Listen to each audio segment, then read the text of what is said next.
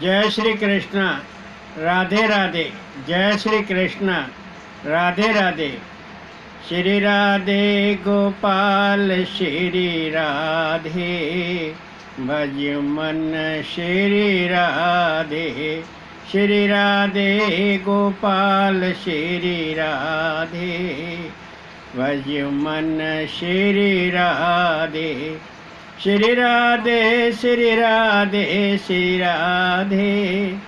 श्री राधे श्री राधे श्री राधे, भज मन श्री राधे। श्री राधे गोपाल श्री राधे, भज मन श्री राधे। श्री राधे श्री राधे श्री राधे। श्री राधे श्री राधे श्री राधे, भज मन श्री राधे। श्री राधे गोपाल श्री राधे, भज मन श्री राधे। नैया मेरी डगमग डोले, नैया मेरी डगमग डोले, तन मन राधे राधे बोले। नैया मेरी डगमग डोले, तन मन राधे राधे बोले। पार लगाओ तुम्ही राधे, भज मन श्री राधे। श्री राधे गोपाल श्री राधे, भज मन श्री राधे। शुद्ध जी महाराज वर्णन करते हैं कि शौनक आदि ऋषियों, आपने सुखदेव जी महाराज के बारे में श्रवण किया कि सुखदेव जी राधा रानी के निकुंज में रहते हैं, भगवान के वैकुंठ धाम में रहते हैं। और श्री राधे श्री राधे श्री राधे, श्री राधे कृष्णा श्री राधे कृष्णा, श्री कृष्ण रटते रहते हैं और भगवान के चरण कमलों के सेवक हैं। एक दिन भगवान श्री वासुदेव कुछ विचार कर रहे, कुछ सोच रहे। राधा रानी आई और राधा रानी ने पूछा कि स्वामी, आज क्या सोच रहे हैं? सब ठीक ठाक तो है न? कि हाँ राधे, वैकुंठ धाम में कोई परेशानी नहीं है, सब कुछ ठीक ठाक है। मैं मृत लोक के बारे में विचार कर रहा हूँ कि मृत लोक में हमारे परिकरों में ऐसा कौन सा परिकर है जो मृत लोक में जाकर मनुष्य रूप में जन्म ग्रहण करे और मेरे यशोगान का श्रवण मेरे भक्तों को कराए, जैसे मेरे भक्त मुझे प्राप्त कर सकें, मुझसे साक्षात्कार कर सकें।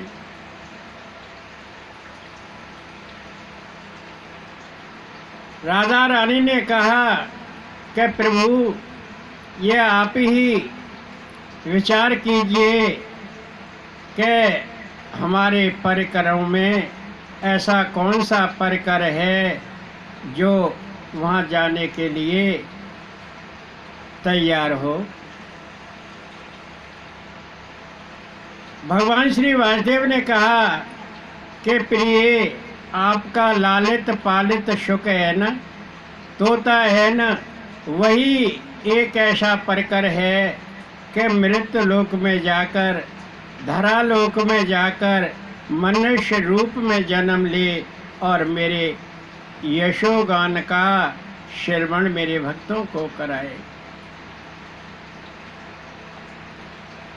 शुक भी वहीं बैठा हुआ था, तोता भी वहीं बैठा हुआ था और तोता सब कुछ सुन रहा था। तोता ने कहा कि प्रभु मेरे से कौन गलती हो गई, मेरे से कौन अपराध हो गया जो मुझे मृत लोक में भेज रहे हैं। मैं आपके चरणों की सेवा करता हूँ, राधा रानी के चरणों की सेवा करता हूँ और राधे कृष्णा कृष्णा कृष्णा राधे राधे रटता रहता हूँ। प्रभु मैंने ऐसा कौन सा अपराध कर दिया? भगवान श्री वासुदेव ने कहा, वैकुंठ नाथ ने कहा कह रे शुक, तेने कोई गलती नहीं की है और न तेरे से कोई अपराध हुआ है।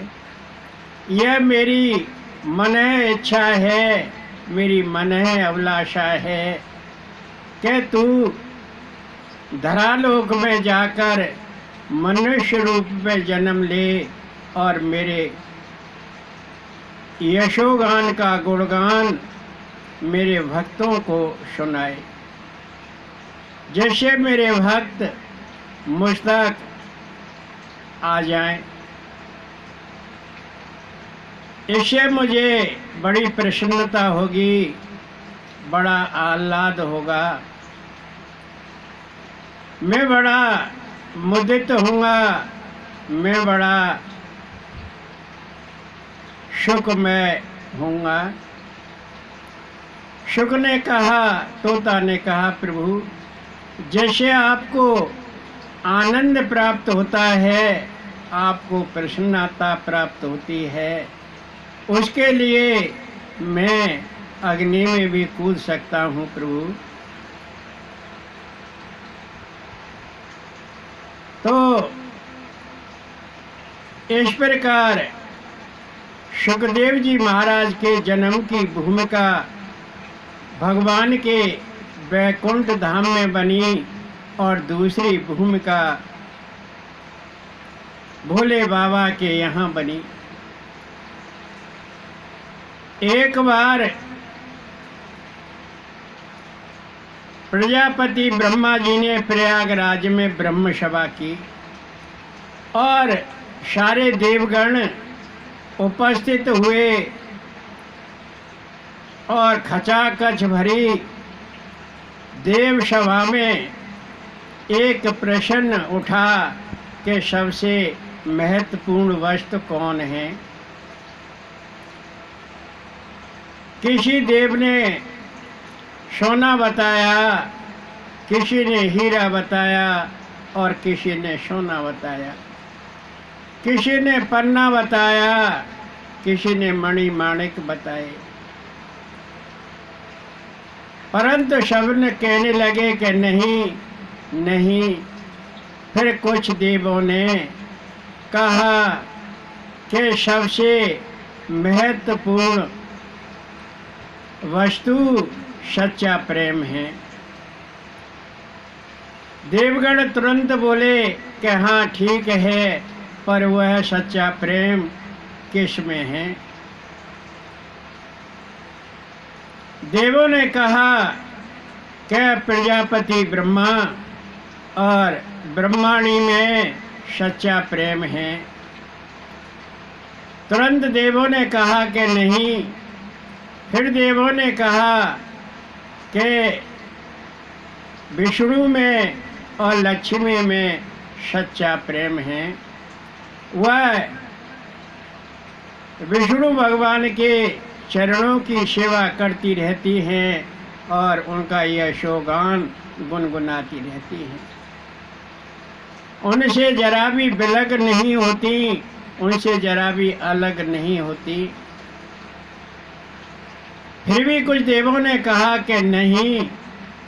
फिर कुछ देवों ने कहा तो बताइए, फिर विष्णु भगवान और लक्ष्मी में सच्चा प्रेम नहीं है तो किस में है? फिर देवगणों ने कहा कि भोले बाबा और पार्वती में है। भोले बाबा और पार्वती जैसा सच्चा प्रेम त्रिलोक में कहीं भी नहीं है, किसी का नहीं है। भोले बाबा पार्वती जी को जरा भी विलग नहीं करते हैं, अलग नहीं करते हैं। जहाँ कहीं जाते हैं पार्वती जी को साथ ले जाते हैं और दोनों साथ साथ रहते हैं। उनका सा प्रेम, भोले बाबा और पार्वती जैसा प्रेम त्रिलोक में कहीं भी नहीं है, किसी का नहीं है। देवर्षि नारद जी भी वहीं बैठे हुए थे। उन्होंने विचार किया कि मेरे आराध्य देव विष्णु और मेरी आराध्या लक्ष्मी में सच्चा प्रेम नहीं है, और ये देव भोले बाबा और पार्वती में सच्चा प्रेम बता रहे हैं, ये कैसे हो सकता है? लक्ष्मी जी भगवान विष्णु के साथ सदा रहती हैं, उनके पैरों की सेवा करती रहती हैं, उनका यशोगान गुनगुनाती रहती हैं। परंतु ये देवलोग कैसे कह रहे हैं कि सच्चा प्रेम तो भोले बाबा और पार्वती में है? ऐसा सच्चा प्रेम त्रिलोक में किसी का नहीं है।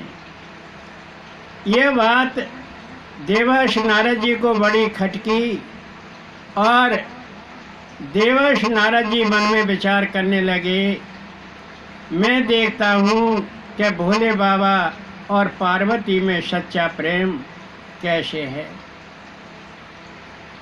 उस खचाखच भरी ब्रह्म सभा में से देवर्षि नारद जी उठकर चल दिए और कैलाश पर्वत पर पहुँचे।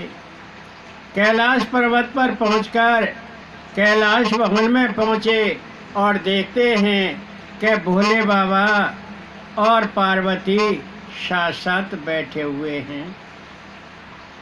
देवर्षि नारद जी देखकर वापस आ गए।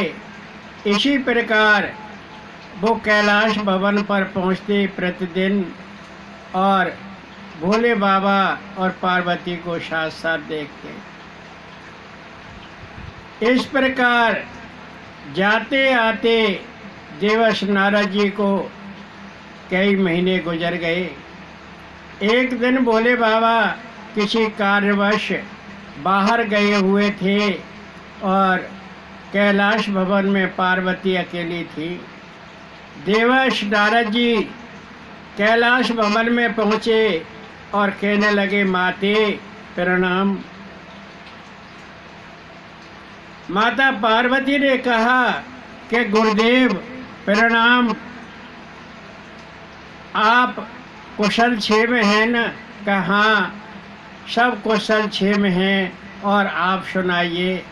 कि मैं भी बड़ी प्रसन्न हूँ गुरुदेव, आपने मेरा ऐसा सहयोग कराया भोले बाबा के साथ कि मैं बड़ी प्रसन्न चित्त रहती हूँ। भोले बाबा मुझसे सच्चा प्रेम करते हैं और मुझसे कोई बात नहीं छिपाते हैं। देवर्षि आप आज कैसे आए? देवर्षि नारद जी ने कहा कि मुझे कुछ काम है भोले बाबा से। माता पार्वती ने कहा कि देवर्षि मुझे बता दीजिए, गुरुदेव मुझे बता दीजिए, मैं भोले बाबा को बता दूंगी। देवर्षि नारद जी कहने लगे, कोई बात नहीं माते, मैं फिर आ जाऊंगा। पार्वती ने कहा कि आप फिर परेशान होंगे, आप मुझे बता दीजिए। भोले बाबा मुझसे सच्चा प्रेम करते हैं और मुझसे कोई बात नहीं छिपाते हैं। मैं भी उनसे सच्चा प्रेम करती हूँ और उनसे कोई बात नहीं छिपाती हूँ। देवर्षि नारद जी ने कहा कि माते ये बात ठीक है कि भोले बाबा आपसे सच्चा प्रेम करते हैं, कि हाँ बिल्कुल सत्य है, और आपसे कुछ नहीं छिपाते। हाँ ये भी बिल्कुल सत्य है कि मुझसे कुछ नहीं छिपाते। तो माते ये बताइए कि भोले बाबा के गले में मुंडों की माला पड़ी हुई है, वह किसके मुंड हैं? और भोले बाबा अमर कथा सुनाते रहते हैं, क्या आपने कभी अमर कथा सुनी है? माता पार्वती कहने लगी कि गुरुदेव, अमर कथा का नाम ही मैं पहली बार सुन रही हूँ। भोले बाबा ने मुझे कभी नहीं सुनाई, और उनके गले में जो मुंडों की माला पड़ी हुई है वह किसके मुंड हैं, ये मुझे नहीं बताए। बताइए गुरुदेव, भोले शंकर के गले में मुंडों की माला पड़ी हुई है, वो किसके मुंड हैं और अमर कथा क्या होती है? देवर्षि नारद जी कहने लगे कि माते, भोले बाबा से ही पूछना, मैं चलता हूँ। और देवर्षि नारद जी ने माता पार्वती को प्रणाम किया और चल दिए। श्रीमन नारायण नारायण नारायण, श्रीमन नारायण नारायण नारायण, श्रीमन नारायण नारायण नारायण, श्रीमन नारायण नारायण नारायण, श्रीमन नारायण नारायण नारायण। भोले बाबा संध्या को आए और पार्वती से बोले कि देवी, गणेश और कार्तिक कहाँ हैं? पार्वती ने कहा, खेल रहे होंगे यहीं कहीं। भोले बाबा ने कहा कि पार्वती, सब कुछ ठीक ठाक तो है न देवी, आज ऐसे कैसे बोल रही हो कि खेल रहे होंगे यहीं कहीं? पार्वती कहने लगी, आप मुझसे बात छिपाते हैं, मुझसे सच्चा प्रेम नहीं करते। कि मैं आपसे कोई बात नहीं छिपाता, मैं सच्चा प्रेम करता हूँ। आज क्या बात हो गई कि नहीं, आप मुझसे सच्चा प्रेम नहीं करते, आप ये आडंबर करते हैं, दिखावा करते हैं और मुझसे बातें छिपाते हैं। कि देवी, मैंने आपसे कौन सी बात छिपाई है? मैं तुझसे सच्चा प्रेम करता हूँ।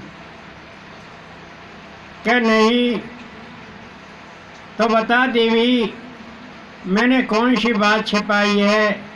माता पार्वती कहने लगी कि आपके गले में मुंडों की माला पड़ी हुई है, वह मुंड किसके हैं? और आप सबको अमर कथा सुनाते रहते हैं, मुझे आपने कभी अमर कथा नहीं सुनाई। भोले बाबा बहुत चक्के रह गए, बड़े आश्चर्यचकित हुए। कहने लगे, क्या आज नारद जी आए थे? कि नारद जी आए थे या नहीं आए थे? मैं जो आपसे पूछ रही हूँ उसका उत्तर दीजिए। भोले बाबा ने काफ़ी कहा, समझाया, लेकिन पार्वती जी की समझ में नहीं आया। कि आप मुझे बताइए आपके गले में किसके मुंड हैं। बोले बाबा ने कहा कि आप ये बात क्यों सार्वजनिक कराती हो, रहने दो। क्या नहीं, मुझे ज़रूर बताइए और मैं पूछ कर रहूँगी। बोले बाबा ने कहा कि जो मेरे गले में मुंडों की माला पड़ी हुई है उसमें अधिकतर आपके मुंड हैं। क्या मेरे मुंड हैं इतने? क्या हाँ, देख लो तुम्हारे इतने जन्म हो चुके हैं और जब तुम्हारा प्रभव होता है, प्रादुर्भाव होता है, आविर्भाव होता है, तब तब आपका पाणिग्रहण संस्कार मेरे साथी होता है। हम दोनों पति पत्नी बनते हैं और जब तुम्हारा देह अवसान हो जाता है तो आपका मुंड लेकर मैं इस माला में पिरो लेता हूँ। देख लो आपके इतने जन्म हो चुके हैं और मैं अजर अमर हूँ, मेरा पुनर्जन्म नहीं होता है। माता पार्वती ने कहा कि आपका पुनर्जन्म नहीं होता है तो आपने कौन सी अमर बूटी खा रखी है? क्या हाँ, मैंने अमर बूटी खा रखी है, इसलिए मैं अमर हूँ। माता पार्वती ने कहा कि स्वामी वह अमर बूटी मुझे भी खिला दीजिए, मैं भी अमर हो जाऊंगी और चिरसंगनी बनकर आपके साथ रहूंगी। बोले बाबा ने कहा कि रहने दो, क्या करोगी अमर बूटी खाकर? कि नहीं, मुझे ज़रूर खिलाइए। कि वो अमर बूटी नहीं, वो अमर कथा है, वही अमर बूटी है, अमर बूटी ही अमर कथा है। तो माता पार्वती कहने लगी कि स्वामी वह मुझे भी सुनाइए। भोले बाबा ने कहा कि नहीं देवी, क्या करोगी सुन के, वह सार्वजनिक नहीं होती है। क्यों सार्वजनिक कराती हो? ये बात भोले बाबा ने क्यों कही थी कि एक बार अगस्त आश्रम में श्री भागवत कथा का पारायण महर्षि अगस्त जी करा रहे थे और पार्वती ने वह कथा पूरी श्रवण नहीं की थी। तो ये बात याद पार्वती को दिलाई। पार्वती ने कहा कि मैं ऐसी गलती अब नहीं करूँगी, आप भी मुझे वह अमर कथा श्रवण कराइए, उसका पारायण करके मैं अमर हो जाऊंगी और चिरसंगनी बनकर आपके साथ रहूंगी। भोले बाबा ने कहा कि चलो चलते हैं। कि कहाँ? कि कहीं दूर चलते हैं। भोले बाबा पार्वती को लेकर कैलाश पर्वत की ओर गए। कैलाश पर्वत पर बर्फ ही बर्फ थी, चारों ओर सफ़ेद चादर जैसी बिछी हुई थी और बर्फ में एक गुफा बनी हुई थी। भोले बाबा उस गुफा में घुसे और एक बट वृक्ष के नीचे बाघंबर बिछाकर बैठ गए और सामने पार्वती जी बैठ गई। भोले बाबा ने कहा कि देवी, कथा का श्रवण जब वक्त करते हैं तो निंद्रा रानी अक्सर आती है और वह कथा श्रवण में विघ्न डालती है, तो कथा ध्यान से सुनना कहाँ। और मैं कथा कहते कहते समाधि में लीन हो जाऊंगा और मुझे ये पता नहीं होगा कि कौन कथा श्रवण कर रहा है या नहीं कर रहा है। हुंकारी बढ़ती रहना जिससे मुझे पता लगे कि आप कथा श्रवण कर रही हैं। माता पार्वती ने कहा कि ठीक है। भोले बाबा ने डमरू बजाया कि कोई जीव जंतु तो नहीं बैठा हुआ, क्योंकि कथा का श्रवण केवल पार्वती जी को ही कराना है। बर्फीला प्रदेश है, वहाँ जीव जंतु कहाँ से